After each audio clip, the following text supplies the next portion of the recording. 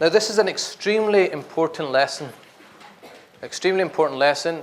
And if there's anything you take from the family module, it's this one issue I really want you to understand properly. And that is the difference between the spirit and the letter of the law. So what happens is, a lot of the times, we talk about, or sometimes people look at the books of fiqh. And the books of fiqh are books of law. Okay, so this is allowed, this is not allowed, this is makruh tahrimi, this is makruh tanzihi, this is mubah, this is sunnah mu'akkada, this is sunnah ghair mu'akkada. It tells you right, wrong, the validity and invalidity. Yeah? But when it comes to family law, which is what we've been studying, it's a mistake to think that the law is going to give you the answer to the problem. The law is there when we cannot, reconcile people. They're having a fight, having an argument. Who's right? Who's wrong? Let's go to the judge. And the judge says, well, the law says this. So it's there to set the score straight. But out with that, the whole spirit of marriage, the whole spirit of family is supposed to be give and take. It's compromise. So you have to understand the spirit of the law and what is the letter of the law. And what unfortunately happens a lot of the time is that people mix the two up. I'll give examples as we talk about it. So the first thing is intentions behind marriage. So I intend by this marriage to provide solace to the soul, to tend to it through company, the pleasure that comes through gazing at one's spouse, mutual enjoyment, and tranquility that floods the heart, strengthening it for worshipping. So that you should have multiple intentions when you get married. And this is a very good book, Kitab al-Niyat, I think it's been put into English. Is there any copies now? In English? Still no copies? I asked you this last year as well. Same thing. So anyway, this book has been put into English, and it gives you, for example, when you buy and sell, when you travel, when you meet people, what kind of intentions you should have. So it's a good book to try and get hold of if you can. So the spirit of the law, so there's something called qada'an and something called diyanatan. And qada'an means, what does the fiqh say? What does the law say in a strict sense? And diyanatan, you could say, is more religious or moral. It's what you should do. But the law will not enforce it upon you. It's almost as if it's between you and Allah subhanahu wa ta'ala. So Asma here says to her daughter upon marriage, you have left a nest in which you gain maturity to proceed to a bed, that should be proceed, to a bed to which you are not acquainted, and a partner with whom you haven't yet kept company. Be the earth for him, and he will be your sky. Be a resting place for him, and he will be your pillar. Subhanallah. Right? So that's the spirit of marriage. Right? It's about being there for one another. It's about helping one another. And then you have the letter of the law, which is qada'an. Okay? And I'll give you an example, a good example later on of where getting this wrong can cause problems. So a lot of people read books and it's a list of rights and obligations. So they say, oh, I've got this right, I've got that right, I've got that right. And they go and tell the husband, by the way, I've got this, you should be doing this, you should be doing that. And he says, okay. So he goes away and gets the book and reads up all his rights. And he comes back, did you know that you're supposed to be doing this, this, this, this, this? And what happens is, it's like ping pong. I'll hit you a right and you hit a right back to me. Right? That's not the spirit of marriage. The spirit of marriage is, you're supposed to be, giving and taking, doing things together, overlooking one another, that kind of stuff. Not going on about, my right, your right. So the rights of the wife, ladies first. The dowry, the mahar, is the first right of the wife in the marriage. So the first thing that the husband has to do is provide the mahar, and we talked about the mahar last week, where especially, unfortunately in our time, especially in the Middle East, it's very high amounts. Second is maintenance, nafaqah. This means that she is not obliged to maintain herself, her husband, or any member of her family, even if she is rich. Now, maintenance covers three things. Number 1, maintenance covers shelter. Number 2, clothing. And number 3, food and drink. In other words, when a husband gets married, he is obliged to provide his wife with a house or a flat, and he's obliged to pay for her clothing. And before you guys get depressed, it doesn't mean her shopping every week, right? Thank God Nabil says, right? It means, if you look at the books, it means the basic amount. In the books it talks about one item in the winter, one item in the summer, but I don't think your wife will be happy with that. She'll say that is the letter of the law. That's not the spirit of the law, right? That bit she'll be very clear on. But basically, it's a basic necessity of life to have shelter, have clothing, and also to have food and drink. So, obviously the basics, you could be bringing home Tesco, basic brand beans, basic brand bread, right? Have you fulfilled the letter of the law? Yes. She's not going to die living off bread and beans, right? But have you fulfilled the spirit of the law? It doesn't mean that she's having baked beans and toast and you're having a slap-up meal, right, for yourself. And if she says something to you, say, well, look, I've fulfilled the letter of the law. Is that going to be acceptable? No. Because the spirit of the law is that as you spend on yourself, you spend on your family, right? So this is the important point, that we don't get carried away with the letter of the law. Because unfortunately, obviously I deal with people's issues all the time, and it's an unfortunate thing that a lot of men, not all, but a lot of men are failing in this regard of providing maintenance for their wives, and that's the first thing that they're supposed to do. In fact, some of them even demand that the wife works. The wife does not need to provide a penny. The wife does not need to provide a penny. If she doesn't want to work, she does not need to. If she wants to work, that's fine. The husband is agreeing with it, and he can provide the maintenance. That's fine. That's fine. But even then, the money she can keep to herself. She doesn't need to spend it on her family. However, the spirit of the law is that if she's earning, she should spend it on her husband or her family, and she'll get rewarded for it. It will be considered an act of sadaqah. But she's not obliged to do it. You can't force her to do it, unfortunately, which happens a lot now. The shelter, it's quite an important point, is that most scholars have said that this means that one room is not enough. It means a separate living quarter, which means a minimum of a room, a kitchen, and a bathroom. Some Hanafi scholars did say that a room is sufficient, where, a locked room where she can lock it and she has her own space. So, if she's living with an extended family. However, others, like I said, and most that I've come across have said that it has to be separate quarters.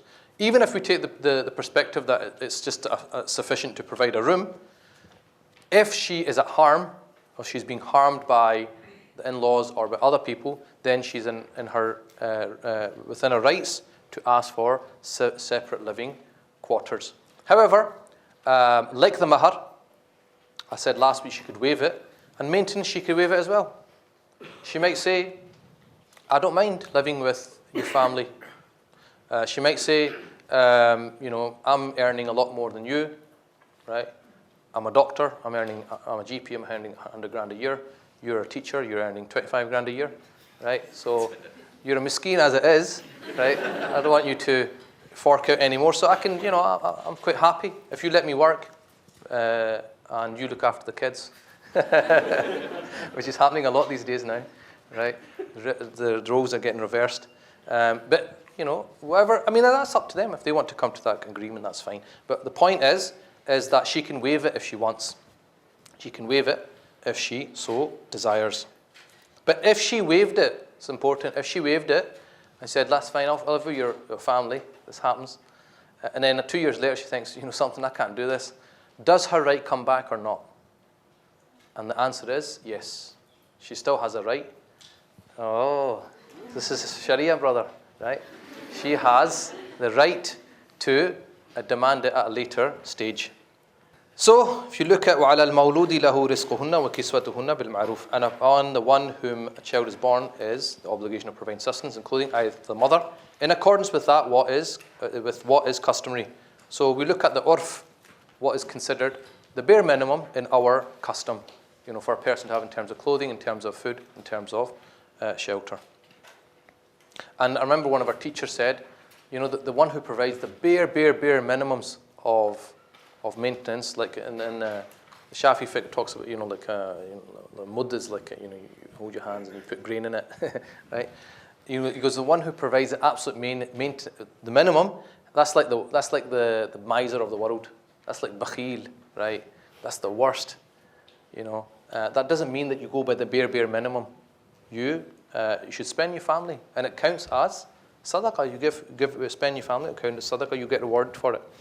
Now what happens if both are rich, they're both from rich families, then the maintenance which is required is the maintenance of a rich person. If they're both poor, then the maintenance required of him is the maintenance of a poor person. What happens if one is poor and the other is rich? So say the husband's poor and he's married to somebody from a wealthy background.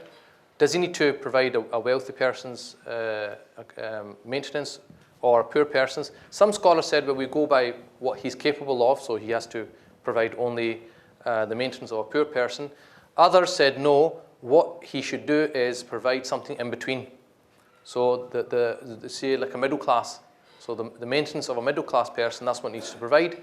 And if he can't afford it, then he needs to take a loan out to do so. So no, there is no maintenance due to women who are recalcitrant or committed serious misconduct, nushuz. So there's something in nushuz is sometimes translated as disloyalty or disobedience. But if she fails in her duties, then the result of that is that he does not need to maintain her. Right? So if the wife works and the husband is still required to provide for her, unless he forbids her from doing so, and she insists on working. If she does that, then she has no right to the maintenance.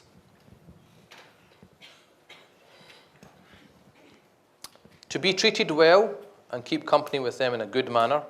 So another right of the wife is to be treated well, and Allah subhanahu wa ta'ala tells us in the Quran that keep company with them in a good manner. And if you detest something from them, okay, then it may be that you detest a thing where God has put much good therein. And also there's a hadith that says if you find a negative quality, then there will be positive qualities as well. So the men are addressed that fear God in regard to your women. You're given them as a trust from God, and they have become lawful for you by the word of God. In other words, nikah. The most perfect of believers in faith is the best in character and the most temperate, alien, with his partner. Alien means easygoing, flexible, right? Relaxed. The Prophet ﷺ, like I said, they were asked, how was he in the home? And his wife said he was like any person. He used to mix with us, he used to talk to us, he was easygoing, right? He wasn't harsh. There's an instant where one of the wives, I think it's Saudat, sends some food in what do you call it? A dish, right? A dish to the house of Aisha. And Aisha, out of jealousy, breaks it. And the Prophet ﷺ, he didn't say, oh, what are you doing? And, arguing and all the rest of it. He just laughed. And he said, "Gharat ummukum," right? Your mother has become, jealous because it was her time. The Prophet was at her house. How dare she send it when he's with me, right? And what did he do? He collected the food and he put it in one of the dishes of Sauda, and he said, "Go and give that back, and you keep the broken one because you broke it." That's it. End of story.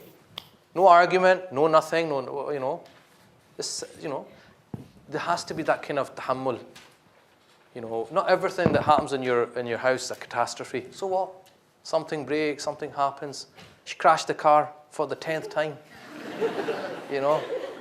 Will you just say, I just came from iSyllabus and we were talking about qadar, so it's qadarullah. It's meant to be, right? So what?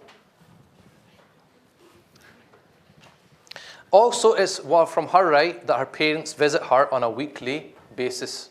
So if they're in the same city, then it's her right that her parents come to see her on a weekly basis. If the husband refuses for them to come to see her, then she has a permission to go out and see her parents, even without his permission. And that's a weekly basis. And also he is also obliged to ensure that she has learnt her deen properly. So the fundamentals of her faith is also his responsibility to make sure that she has been taught that. If he can teach her himself, then that's grand. If he cannot, then he has to allow her to go out and seek knowledge, especially when it's fard ayn knowledge. We talked about fard ayn knowledge. If it's fard ayn knowledge because she needs to know it for her daily ongoings and daily interactions, salah, fasting, all these things, zakat. He can't teach it, so he has to allow her to go and learn. And he cannot refuse her from going out for that. However, I'm going to enlighten the brothers' faces because they've become all sad. Right? To the right, there's also rights of a husband. And his right is to be listened to in what is well known and permitted. And this hadith, just as the husbands are obliged to treat them well, the wife also has to understand that her husband has a high station in her eyes and also in the eyes of Allah subhanahu wa ta'ala. If a woman prays her 5 prayers and fasts her month and is chaste and pays heed to her husband, she'll be told to enter paradise through whichever door she visits. Subhanallah. Obviously, as long as he's telling her to do something which is halal, something which is within the confines of the Sharia. If he tells her to do something haram, like I don't want you to wear hijab, say, so what? Yeah, this is a command of Allah subhanahu wa ta'ala. Allah subhanahu wa ta'ala has obliged me to do this, whether you like it, you don't like it, sorry. Doesn't want you to pray, sorry. Doesn't want you to fast, sorry. Doesn't want you to give zakat, sorry. Right, so when it comes to the Sharia overrides. So this kind of attitude that a lot of husbands have, that she must obey me in everything. No. If it's something against the Sharia, then she doesn't obey you at all. To safeguard property and the honor of her husband in his absence, the Prophet ﷺ said, the women of Quraysh are best to have ever ridden the camel on account of them being gentle with the child, while young and protective over the wealth of her husband. Domestic chores. We do not know any narratives relating to the fact that Prophet ﷺ judged that his daughter Fatima radiallahu anha had to serve in the domestic chores, except that the issue ran along the lines of what's considered normal in terms of good companionship and morals. So like I was talking about the difference between the letter of the law and the spirit of the law. Letter of the law says a woman is not obliged to do the domestic chores. So a husband and wife have a disagreement, and she's been doing nothing all day long, right? She's not cooked the food. She's not ironed anything. She's not hoovered the house. She's done jack. She's been watching ZTV all day, right? Husband comes in, right? I've been working hard all day. There's no food, whatever, right? They say, let's settle it. Let's go to the judge, the qadi. They go to the qadi, and the husband starts, Qadi, I've been working hard, blah, blah, my wife done nothing. He says, sorry, the Sharia says that the letter of the law is that I cannot force her to do those domestic chores. However, Diyanatan, or what is the spirit of the law? The spirit of the law is encapsulated in this practice. Although it's not obligatory, the Prophet ﷺ told his own daughter Fatima radiallahu anha that Sayyidina Ali goes out and works. So he's earning a living and he's doing all that part of the kind of partnership. So you should help out in the house. You should do the domestic chores. So the spirit of marriage is that we share and we do things together. And that doesn't mean that the wife does all the domestic chores. Like I said, the Prophet ﷺ used to also help out with the domestic chores. The hadith in Bukhari, كان صلى الله عليه وسلم في مهنة أهله. He was in the service of his family. He used to sometimes sweep. If there's some dirt there, he used to start sweeping. He used to go out and milk the goat and so forth, and repair his own shoes, etc. So The reason why this is so important is because this gets mixed up. So I remember, although in the Maliki school, it is obligatory for her to do the domestic chores, right? But you're Hanafis, right? Or maybe you're a Maliki now, changing over to the Maliki school, right? Anyway, the reason this is important because, again, sometimes people read stuff or they hear something in others. Oh, I don't need to do the domestic chores. Wonderful. Come home, next day, domestic chores stop. 10 years, she's been cooking, doing everything. The next day, the husband comes in and says, what's going on here? Well, I went to the dars, or I heard the imam, or I heard something. I don't need to do the domestic chores. And I know of situations where this led to divorce. The husband, it actually became a point of contention, and the husband just, became frustrated and divorced his wife. It's not happened once or twice. It's about not understanding the letter of the law and the spirit of the law. Because he can then say, okay, Tayyib, you don't want to cook? You can't leave the house without my permission. So you can stay home all day long. But I've got a wedding coming up. Not my problem. But if you cook, then I'll let you go to the wedding. Is that marriage? That's not marriage. That's a business contract. Right? And that's not the spirit of marriage. The spirit of marriage is getting along. Right? So, you're not so strict. You let her go out, not all the time, but you let her go out, now and again when it's reasonable. Right? So she knows, okay, you're easygoing that, and she doesn't mind, looking after you, cooking, and all the rest of it. So remember the spirit of the law and the letter of the law. The husband is required to make provisions for this if she is not used to doing such tasks, either on account of privileged upbringing or illness. So it could be that she's ill, she can't physically do it, or you married someone from a rich background. You've been watching too many Bollywood movies, and you thought it doesn't matter if you're poor and she's rich, right? And it doesn't matter if the father's against it. Everyone will be hunky-dory in the end, and we'll be singing in the streets, right? So you go and marry her, and then she's not used to doing the housework. You are now obliged to pay for a maid. So maybe it doesn't happen here. People do the housework, but in some countries like the rich upper class, they don't do the household chores. They have servants. So what would happen is you would also have to provide that woman with a servant. I know of a situation, right, of a brother who got married in Pakistan to somebody from a very wealthy background, and not only did she come over, her maid came over with her. So he's paying for the maid, and the maid lives with them and does all the household housework because she's never done it in her life, and she's not going to do it either. The husband is not required to do this if she's used to serving herself and is able to do so. The brothers, big sigh of relief. She may not take any monetary remuneration for domestic chores even if she is of a high class and she wasn't used to doing it, but if she does the domestic chores, she can't say, cough up. Right? She can't charge you for it. Mutual rights to fulfill the sexual needs of the other partner. And this, to be honest, is an issue that we kind of shy away from. But it's an extremely important part of marital life, especially now, the type of world we're living in. Highly sexualized, images everywhere, notions of what is beauty. We're getting bombarded all the time, and it's extremely important because we only have marriage as an outlet for our sexual desires. There's no other outlet. Every other outlet's haram. So both parties, not just one, both parties have to be satisfied in this regard so that they're not led to temptation outside marriage. And it really needs to be explored a lot further because, I deal with, obviously, people's issues, and this is an issue that does come up. Marital disputes.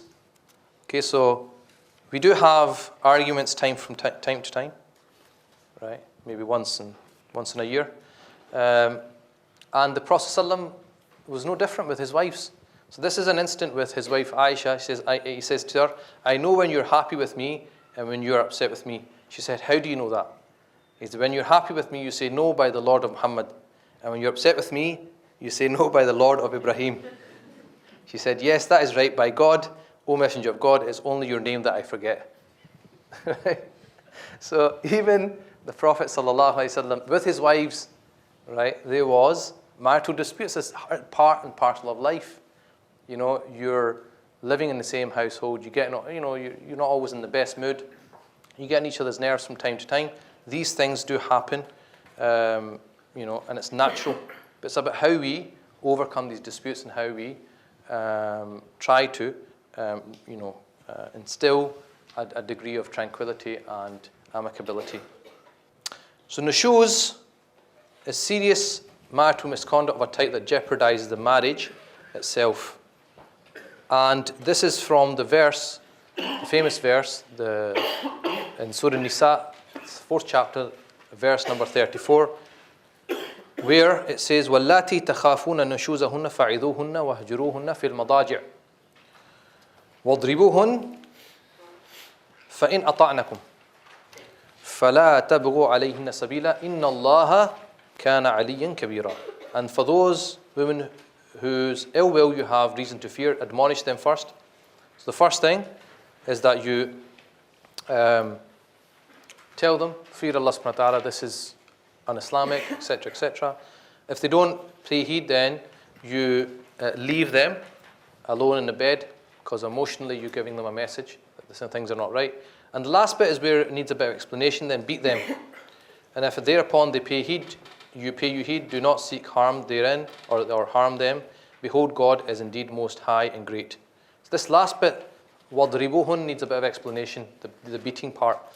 Because if you're from the literal school, right, you will think that you can beat your wife. And the last bit's very important as well. إِنَّ اللَّهَ كَانَ عَلِيًّا كَبِيرًا. God is indeed most high, great. In other words, Allah subhanahu wa ta'ala, don't forget you're accountable for your behavior and He's watching you at all times. Now what I did was, many years ago, I wrote this booklet called What Islam Really Says About Domestic Abuse, because this verse really needs a lot of explanation and it needs the context of it. And so it's very short. It won't take you that long to read it. So if you want more detail, I'm just going to point out a few pointers here. But if you want a bit more detail on it, you can go to the Unity website, unityfamily.co.uk, and under People, under my profile, there's just a link there. You can click it and you can get the PDF. Okay, so you can read that in your own time. But I'm just going to make a few points. Both classical and religious scholars rule out any of the meanings associated with what is termed as domestic abuse in any of its forms, whether it's physical, emotional, or verbal. Scholars have related that even any physical rebuke be largely symbolic and relate narrations indicating that it should be administered, such as with a folded scarf or with a miswak or some such thing. Such sanctions can only be done on account of serious marital misconduct that jeopardize the marriage itself, such as marital infidelity. Okay, so if the wife's not ironed the clothes or cooked the food, right, not done the domestic chores, this verse does not come into play, because that's not obligatory on her anyway. And it has to be something serious. So, for example, when you're leaving the house, she's letting men in. But again, you know, that's not the first thing as you go. You admonish her. Then leave the bed, and then the last thing is this. And I guess a symbolic thing to indicate that this is how bad things have got. And the next stage after this is going to be, you know, a discussion of whether there's any future for the couple. So, for example, some of the classical things you find in tafsir, Ata said he should not hit her, even if he has already ordered her to rectify her behavior, forbidden her from the second part of the verse, fil madaji', and she has not complied. Rather, he should make a show of his anger towards her. Qadi Abu Bakr ibn al-Arabi said, this statement is a testament to the deep understanding of fiqh of Ata. And this is a massive problem now, domestic abuse, a huge problem. Not only, I mean, for all communities, it's not something specific just to our community, it happens in our community as well, but it's a massive problem. If you go to Women's Aid's, it's a massive organization, their website, it will tell you 2 women a week are killed in the UK through domestic violence. 2 women a week are killed through domestic violence. They say more than cancer. So it's a huge problem. This is why you probably see a lot of, you know, advertisements, a lot of information about this. This topic comes up a lot in the news because it's massive. And that's really what led to this booklet, because some Muslim men were saying, well, in the Quran we're allowed to do it, and that's where we had to give a response to that that's not the correct understanding. But it's a massive problem. In Scotland, there's an incident reported to the police one every 10 minutes. 1 every 10 minutes there is reported incidents, and the majority of instances are not reported at all. So you can imagine. In the UK, they say every minute, the UK, the police gets a call, and they say on average a woman will be assaulted 35 times before she makes that call. So it's a massive problem, huge problem. So with all the applauds that we give ourselves as a civilization, we've promoted women's rights and they're getting into into political sphere, working. In this regard, we've totally failed in protecting them. Massive problem. And among them are those that malign them, the Prophet ﷺ saying, he is all ear. Say, yes, he is all ear, listening to what is good for you. He believes in God and holds the trust of believers and is a manifestation of God's grace. The Hakam, by definition, means the person who is qualified to make just decisions among people and resolve the disputes by reconciling them. Consequently, according to a body of opinion among scholars, they must be well acquainted with the nature of the conflict between the spouses, possess integrity, be insightful to determine the best interests of disputing couples, and be learned in Sharia. So what happens is, in the same verse, verse number 34 in Surah Nisa, if you go on, it says, وَإِنْ خِفْتُمْ شِقَاقَ بَيْنِهِمَا. If you fear discord between the two people, the two couples, what do? فَبْعَثُوا حَكَمًا مِنْ أَهْلِهِ وَحَكَمًا مِنْ أَهْلِهَا. Send hakam, this first word, hakam, an arbitrator or mediator from his side and her side. إِن يُرِيدَ إِصْلَاحًا. If they want to reconcile, يُوَفِّقِ اللَّهُ بَيْنَهُمَا.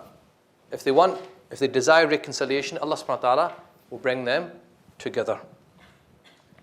So the role of the hakam has got to the stage, they're almost, they're thinking of departing. What happens is we're supposed to get other people involved to mediate, to see if we can resolve their disputes. And although the verse says a person from his family, her family, a lot of people don't have people who maybe are acquainted with Sharia or not, maybe qualified or feel that are qualified for this. Or sometimes they do actually try to do it between the families, but it doesn't work. So what should they do then? Well, then they appoint an arbitrator or a mediator. And now in our time, they will either get third parties involved, or they'll get imams involved, or a Sharia council involved, or other people to help them decide who's right and who's wrong, or for some guidance. This is actually an Islamic concept. This thing of people think, because we're not, as a Muslim community, we're not really that forthcoming when it comes to relationship counselling, mediation. We want to keep everything in the house. We don't really tell anyone. But the problem, from my experience, is that people will wait too late. They'll keep trying, and then when they're completely, completely failed, then they'll go and try and find a third person to help them. So when the third person comes along to help, he's already at the end stage where they're absolutely at each other's throats and hate each other. And there's not much he can do to reconcile them. The solution is for them to seek help a lot earlier. When things are starting to go wrong, starting to get out of control, get a third party in, sit down, and let's discuss it and see what the issues are before they get out of control. Because it's like a snowball. Once it becomes too big, you can't really do anything. So what happens is the arbitrators get involved, and the schools differ over the role of the arbitrator. So the Maliki school consider them to have vested the right to settle the dispute without referring back to the couple. So it's almost as if said, okay, you two people, whatever conclusion you come to that we should be together, we shouldn't be together, we'll go with it, and that's it. And so they have final say. The Shafi and Hanafi schools state that the two arbitrators are required only to put the recommendations to the couple for the couple to decide as to the best course of action to be taken. So what their role is to try to help, but ultimately they have to say, look, this is what we think, however, it's your life, and you need to make that decision for yourself. We can't make it for you. So a lot of times when I'm dealing with people, people will say to me, Sheikh, what do you think? Do you think we've got a future? Do you think we've not got a future? And do you think I should divorce my wife, or do you think I should leave my husband? And I take the Hanafi school position, right, that I say, look, it's your life. You need to make that decision for yourself. However, you ask me in terms of Sharia what your rights are and whatever, what I think, this is what you guys need to do. And then you have to decide whether you can do that or not, or that's feasible. But ultimately, you have to make that decision yourself. First of all, people need to take responsibility for their own lives. And also, unfortunately, if you give your opinion and it didn't work out, they're going to blame you. You told me to do it. So the best thing is to give your recommendation, tell them what you honestly believe, and then it's up to them to take that course of action. Unfortunately, the problem is that people try to use you in a sense. So the wife will want you to give the husband a rollicking, right? And the husband's there for you to try and get the wife to, realize where she's going wrong with his rights. And you have to be neutral. So sometimes you tell people things that they don't like because they're going to have to put some effort in. Sorry, that's it. I can only advise. You want to take the advice? Fine. You don't want to take the advice? Fine. Your life, it's your future at stake. So anyway, that is the role and the power of the arbitrators. We've got some questions, surprise, surprise. This has got to do with salah, right? And you know the answer to that question. You have salah coming up in the next module. Maintenance, if your wife does commit a serious misconduct, i.e. seen with another man, would this be a reason for divorce, or would you use the maintenance removal as part of some punishment? Then, first of all, you'd have to find out what the circumstances of that is. Another thing, we can't just jump to conclusions and jump to suspicions. So there has to be, you have to understand what was the context of that. And if it is, then you go through those stages. The first thing is you discuss with her and admonish her and explain to her that what you're doing is not correct. In the context, then beat them. I have read various interpretations online from this verse where many say hit lightly. So is this not a valid interpretation? Read the booklet, right? It's all there. It's all explained there, inshallah. Like I said, it's a symbolic hit. In a recent weekend course, it was mentioned that the wife is not allowed to visit her parents without permission of her husband. Please, could you confirm this or elaborate this? I don't know what that is relating to. However, in the Hanafi school, she is permitted. So it might be that the guy was, or the scholar was giving an opinion from another school. However, the Hanafi school stipulates that she has the right to see her parents on a weekly basis.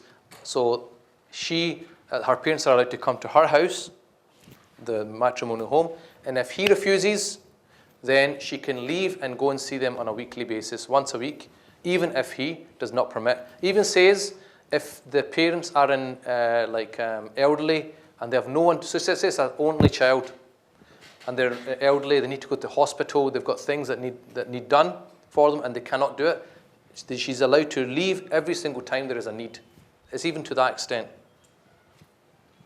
So that's probably, maybe according to either his opinion, the scholar's opinion, or another school that he's following, but he should have really elaborated which school he was talking from. Can the wife demand shelter which is not in the reach for the husband to provide, or can she ask her in-laws to contribute so she can live in a separate house? It is the husband's responsibility, not the in-laws. It's his responsibility to provide shelter. If he cannot provide shelter, then she can actually ask for a khula. She could actually ask if she's not happy with that situation. He can't provide the maintenance. Non-provision of maintenance is grounds for divorce. I'm going to take these questions and I'll come to you. The verse in Surah Nisa applies to women who have committed grievous sins. Could the verse apply to men? If not, how would a woman deal with a man who is acting in a bad way? Later on, Surah Nisa talks about if you fear